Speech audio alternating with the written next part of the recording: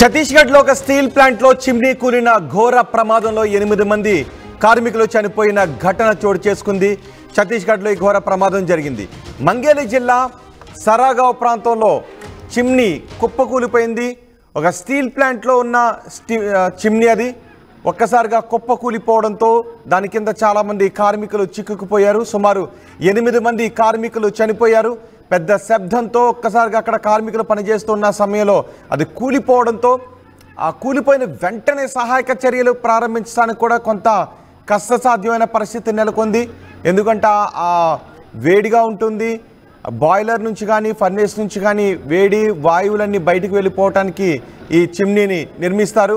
ఆ చిమ్నీకి మెయింటెనెన్స్ లేకపోవడంతో ఒక్కసారిగా అది కూలిపోయింది. కూలిపోవడంతో చాలామంది కార్మికులు ఆ చిమ్నీలో చిక్కుకొని పోయారు. శిథిరాల కింద చిక్కుకున్నారు.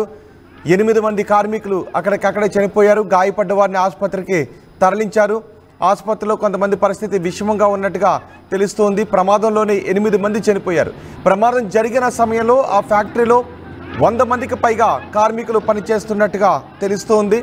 ఈ ప్రమాదం ఛత్తీస్గఢ్లో చోటు చేసుకుంది. ఇప్పుడు మీరు మొదటి బాక్స్లో చూస్తూ ఉన్నారు. చిమ్నీ కూలిపోయిన ఆ క్షణంలో అక్కడ ఇంకా దుమ్ము ధూళి ఆ ప్రాంతాన్ని ఆవహించున్న దృశ్యాలు చూస్తున్నారు.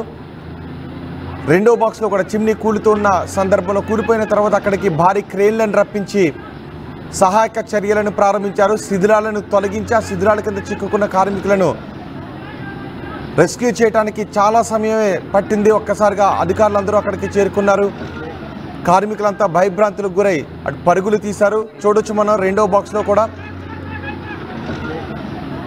ప్రొక్లైనర్లను తీసుకుని వచ్చి ఆ శిథిరాల కింద చిక్కుకున్న వాళ్ళని రక్షించే ప్రయత్నం చేస్తున్నారు. నిజానికి ఆ చిమ్నీ కూలిపోయిన తర్వాత ఆ శిథిరాల కింద ఉన్న కార్మికులను బయటికి తీసే క్రమంలో ఒకవేళ సున్నితంగా చేయకపోతే ఫాస్ట్గా చేయాలి అండ్ సున్నితంగా అక్కడ వాటిని తొలగించాల్సి ఉంటుంది. లేకపోతే కొన ఊపిరితో ఉన్న కార్మికులకు మరింత ప్రమాదం చోటు చేసుకునే అవకాశం ఉంటుంది. అందుకే చాలా ఎక్కువ సమయమే పట్టింది ఆ శిథిరాలను పక్కకి తొలగించి రెస్క్యూ ఆపరేషన్ని కంప్లీట్ చేయడానికి. దురదృష్టవశాత్తు 8 మంది కార్మికులు చనిపోయారు.